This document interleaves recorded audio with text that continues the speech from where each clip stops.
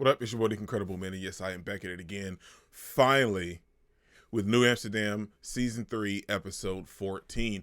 And I apologize heavily, man, for being 2 weeks late, but I was super sick. I felt super under the weather, and then I manage another channel, and when I'm late and sick, man, it throws my whole schedule off, and I try to have to catch up so much because I do so much stuff, and that ended up putting me behind on a lot of stuff. But I do apologize, but I must say, the episode was okay in my opinion. I loved a lot of stuff throughout the episode, but can we talk about that ending? Let's get into it, man.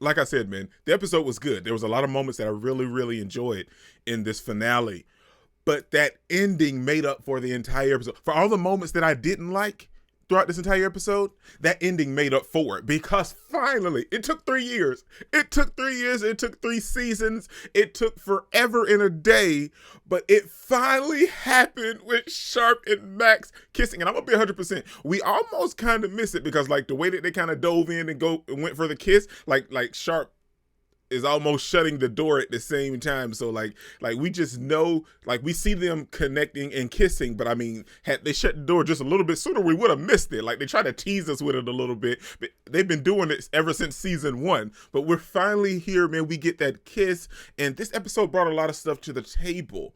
Now, what I loved about this entire episode is the fact that it broke it down. Like how I try to break it down each week and divide it up for every main character and their whole little storylines. They done that this episode, and that really highlighted the episode for me. I know they can't do that every week, but it's one of those things that I really, really enjoyed having it. It was set up in the whole New Amsterdam style, for one, to, like, they said their name and then they faded into the episode. So I like the way that they done it, but I just love the way that it broke it down, and we focus on each individual's character story or whatever going into this finale episode, and that's what the focus was. It didn't get split like it normally does throughout the entire season, but this finale episode focused on all of our main characters, and they all had their time to shine throughout this finale episode, and I loved it. Max's whole thing, we see him leaving a voicemail for Sharp, and we see that he's looking for his wedding ring the entire episode. He's looking everywhere. Now, I feel like Max took it off unconsciously. Like, he didn't mean to, but something happened and he took it off, because we see that he's pouring his heart out to Sharp in this voicemail. You know, like, well, we both said some stuff, and, you know, I can't wait to see you in person. You know, I got all these things that's running through my mind that I want to do to you. I mean, I was over here, man. I was watching it. I was like, yeah, you do them things to her, Max. You do them things. No, I'm just saying, though, like, it was so good to actually see him come out and say these things. Like, well, we didn't see it, but you know what I'm saying, hear these things being said. And then we jump to Sharp, and we see that she's dealing with all her stuff with Mina, and it's been a month since everything else happened. It's been a month, and we see that her and Mina are on great terms. Mina decided to take up her offer and got her at King's College. She's in London doing her own thing, and, well, Cambridge, and it's nice. And we see that we get to meet Sharp's mother this episode, and we see that her mother has some resentment towards her father, and that other side of Sharp's family dealing with Mina's father and her and his mother and stuff, because she feel like, you know, her father wanted the traditional Pakistani wife, and that's what he got when he met Mina's father's mother. And that kind of reminded me of the whole Reynolds situation a little bit, because, you know, he said that he wanted that. But we also see that Sharp and her mother they're not on the best of terms, but, like, you know, they deal with each other, if you will. We see Sharp is trying to be a better person in general, and she's trying to extend that to her mother, wanting her to look out for Mina while she's there and everything, because Sharp is going back to New York. But we also see that her mom is dealing with some stuff. Now, long story short, we see that it was just bronchitis, a severe case of bronchitis. But I thought it was going to be something serious, especially with the name of the title of this episode, like what Death Begins in Radiology. I was thinking that was going to be something along that line, and, like, oh no, don't tell me her mom's dying or super sick or something, man. But I'm glad it turned out to be only bronchitis, and that put Sharp on the plane back to New York.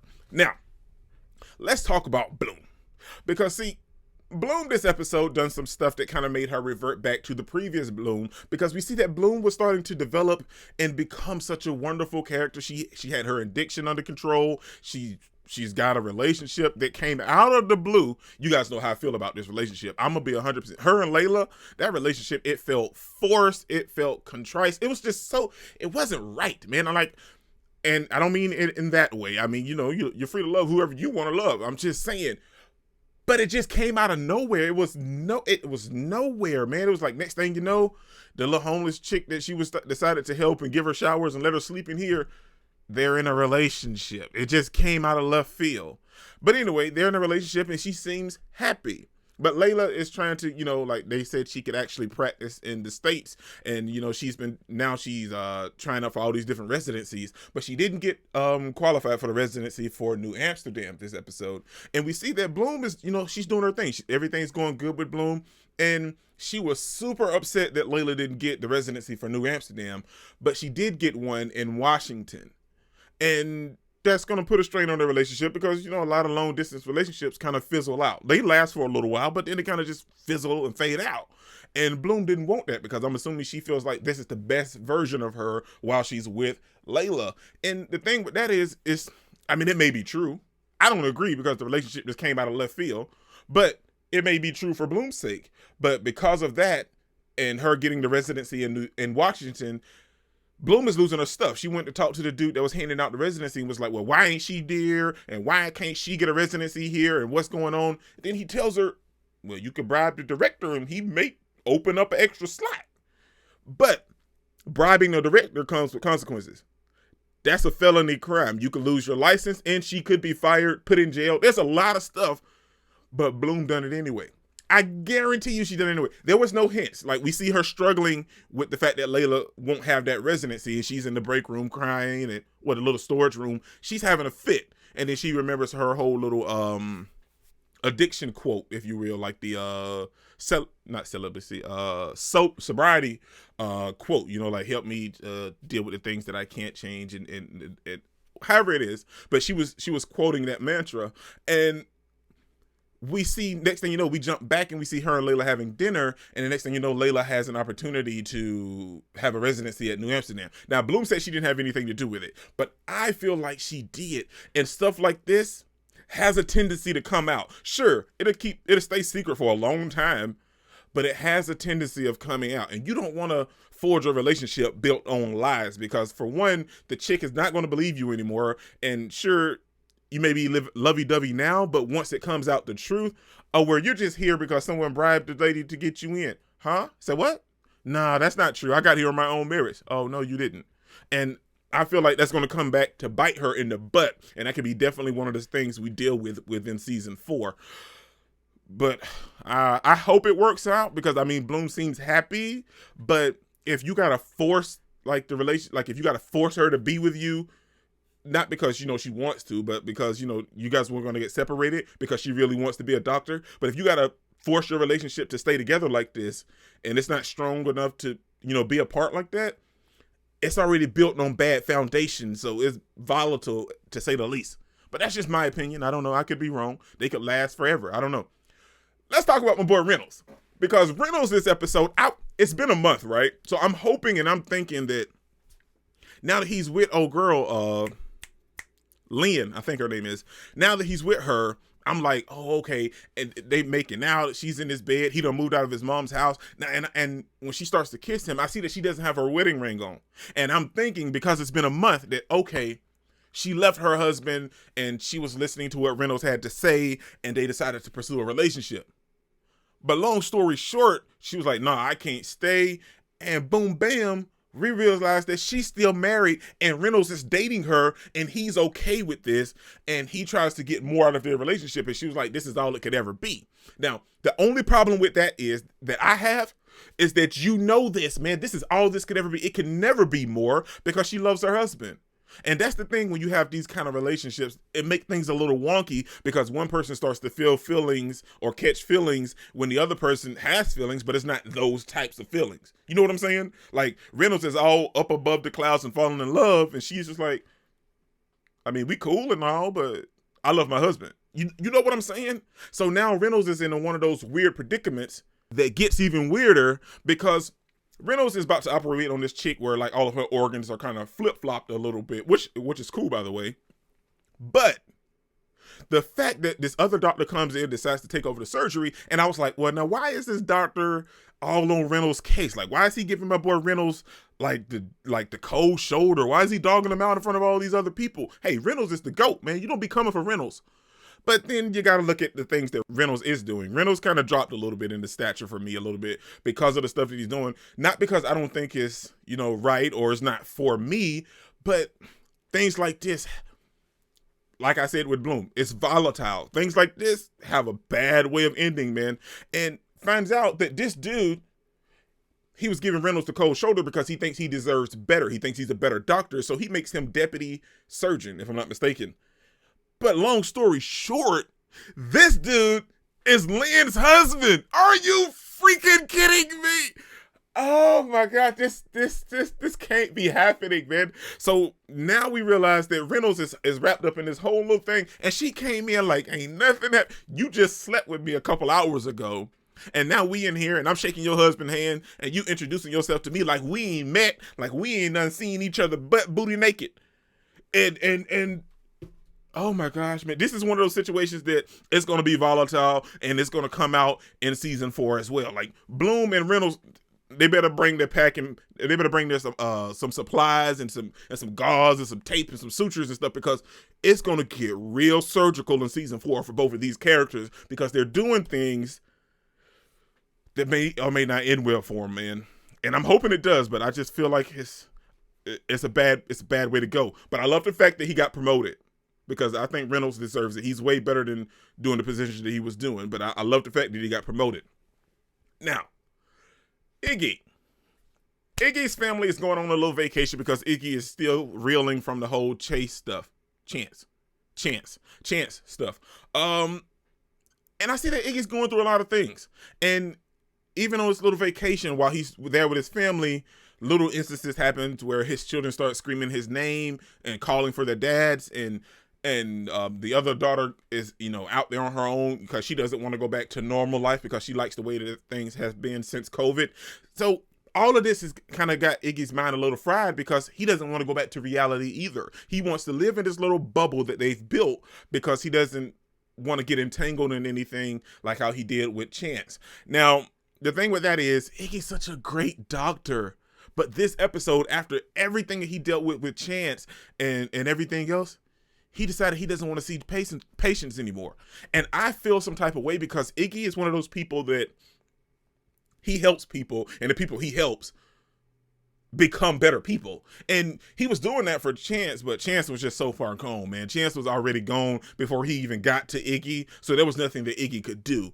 But I'm so heartbroken that Iggy won't be seeing patients anymore. Now, I feel like that could totally change, but I feel like at the beginning of season 4, that's something that, it's going to be the mainstay for Iggy anyway, because, well, Dr. Fromm, are you going to see patients? No, I don't see patients anymore. I feel like he can still probably do group, but he don't have solo patients. And what he mentioned this episode about him, like taking on all of his patients' emotions and feelings and stuff, he does that a lot, but I feel like that's what makes him a great doctor. And it's one of those things that's what highlights Iggy as a character for me and why he cares so much. But it's also like a backdraw, if you will, because he cared so much, it also led to the things that happened with Chance. And it's like a double-edged sword. But I love the fact that, after talking to his daughter and his husband, that he realized that, I can't live in this bubble. I have to escape and get back into the reality because real life is hard, but that makes it worth living. You can't just live in a bubble forever. And I love that for Iggy. Now, let's talk about that kiss, man, because Max and Sharp, they got it together, man.